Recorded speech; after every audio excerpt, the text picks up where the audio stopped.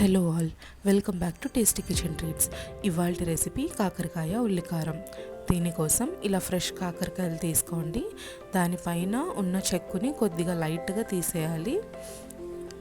So ఇలా కొంచెం లైట్గా చెక్కు తీసిన తర్వాత ఎడ్జెస్ని కట్ చేసేసుకోండి. అండ్ కాకరకాయని ఒక 1 ఇంచ్ పీసెస్ లాగా కట్ చేసుకోవాలి. ఇలా కట్ చేసుకున్న తర్వాత మనకి కాకరకాయ మధ్యలో ఉన్న వైట్ పార్ట్ ఉంటుంది కదా, దాన్ని నైఫ్ సహాయంతో కానీ ఇలా ఈ వీడియోలో చూపిస్తున్నట్టు స్పూన్ సహాయంతో కానీ రిమూవ్ చేసేయండి.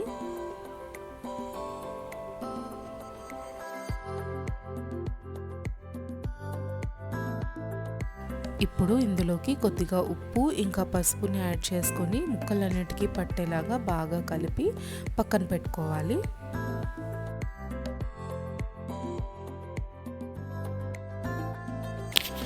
ఇప్పుడు ఉల్లి కారం కోసం మిక్సీ జార్లోకి ఒక 3 ఉల్లిపాయలు ఇలా రఫ్గా చాప్ చేసి తీసుకోండి. అలాగే ఒక 10 వెల్లుల్లి రెబ్బలు, ఉప్పు, కొంచెం కారం, అలాగే ఒక హాఫ్ స్పూన్ జీలకర్రను కూడా యాడ్ చేసుకొని వాటర్ వేసుకోకుండా ఇలాగా ఫైన్ పేస్ట్ లాగా గ్రైండ్ చేసుకోండి. ఒక 15-20 మినిట్స్కి మనకి ముక్కల నుండి కొద్దిగా వాటర్ అనేది ఇలా రిలీజ్ అవుతుంది. ఇప్పుడు ముక్కలన్నిటినీ కూడా ఒకసారి ఇలా స్క్వీజ్ చేసుకొని ఎక్సెస్ వాటర్ని రిమూవ్ చేసుకొని పక్కన పెట్టుకోవాలి.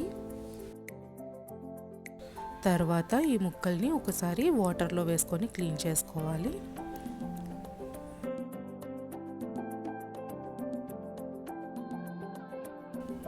ఇప్పుడు స్టవ్ పైన ఒక ప్యాన్ కానీ కడాయి కానీ పెట్టుకొని ఆయిల్ వేసుకోండి. ఆయిల్ హీట్ అయిన తర్వాత మన కాకరకాయ ముక్కల్ని ఇందులోకి యాడ్ చేసుకొని ఫ్రై చేసుకోవాలి.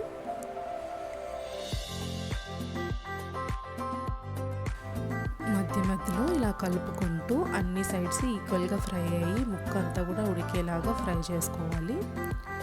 తర్వాత వీటిని ఒక ప్లేట్లోకి తీసుకొని పక్కన పెట్టుకోవాలి. కొద్దిగా చల్లారిన తర్వాత ఇందులోకి మనం చేసుకున్న ఆనియన్ పేస్ట్ స్టఫ్ చేసుకోవాలి.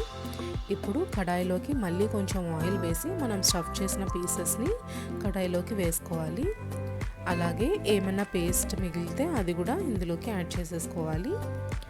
మంటని లో ఫ్లేమ్లో మాత్రమే పెట్టుకొని కర్రీ కుక్ చేయాలండి. సో లో ఫ్లేమ్లో పెట్టుకొని మెల్లగా కర్రీని అటు ఇటు కొంచెం కలపండి.